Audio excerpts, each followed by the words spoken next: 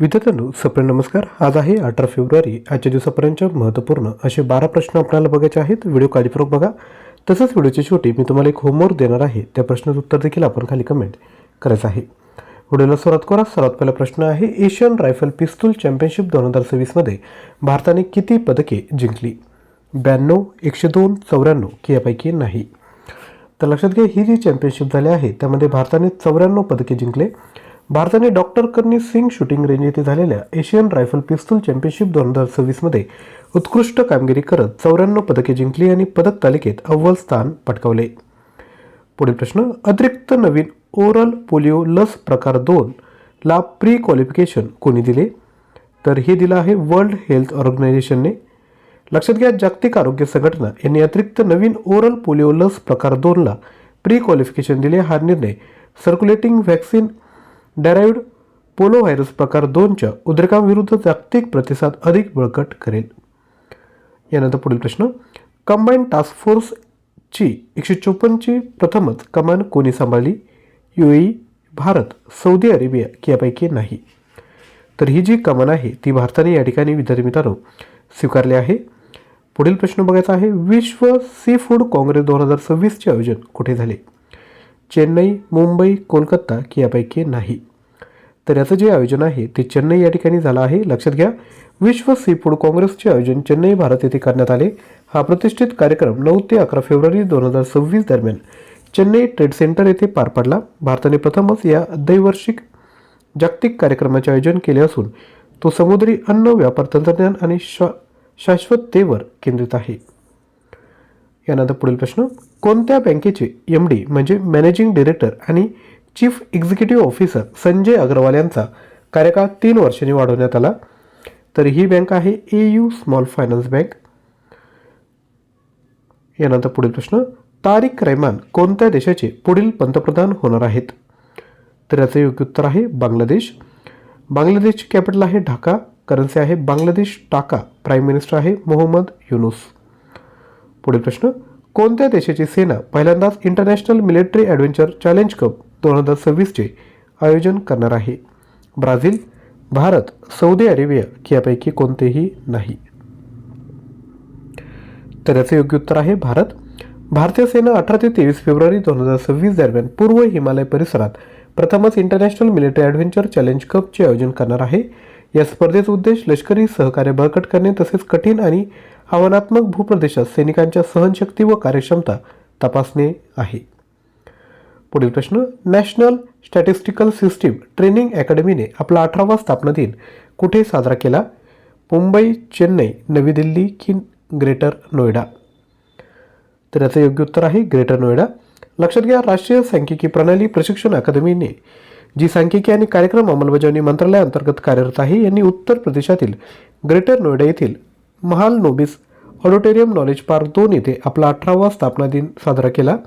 या वर्षाची थीम होती विकसित भारत 2047 च्या दृष्टिकोनासाठी अधिकृत सांख्यिकीमध्ये क्षमता निर्माणाची पुनर्कल्पना.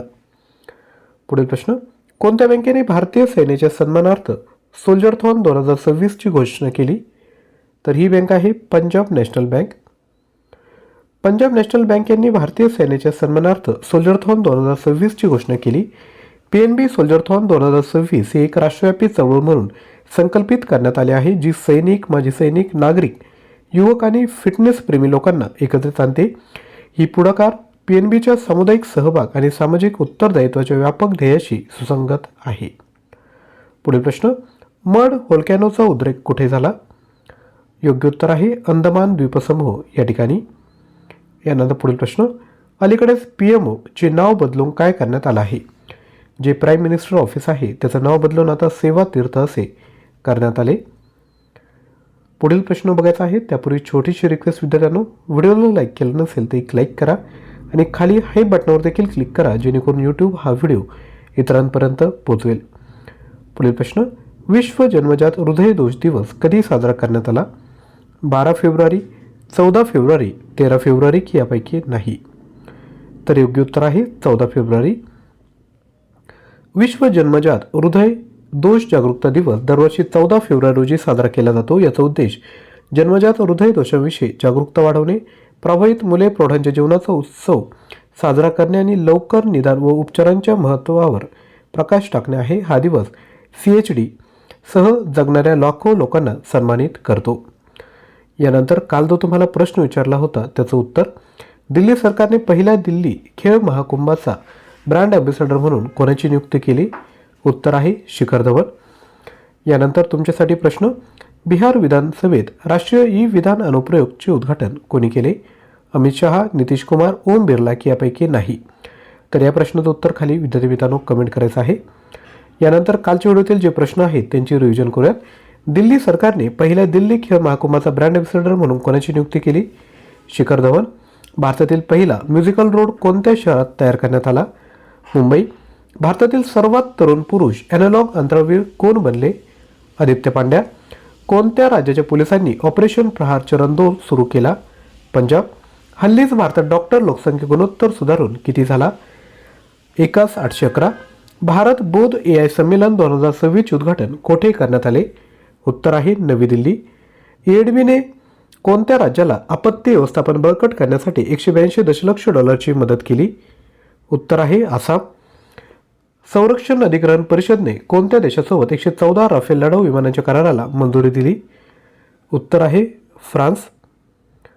जगातील सर्वात मोठ्या धान्य साठवण योजनेसाठी कोणत्या राज्यातील बालाघाट जिल्ह्याची पायलट जिल्हा म्हणून निवड करण्यात आली? मध्य प्रदेश.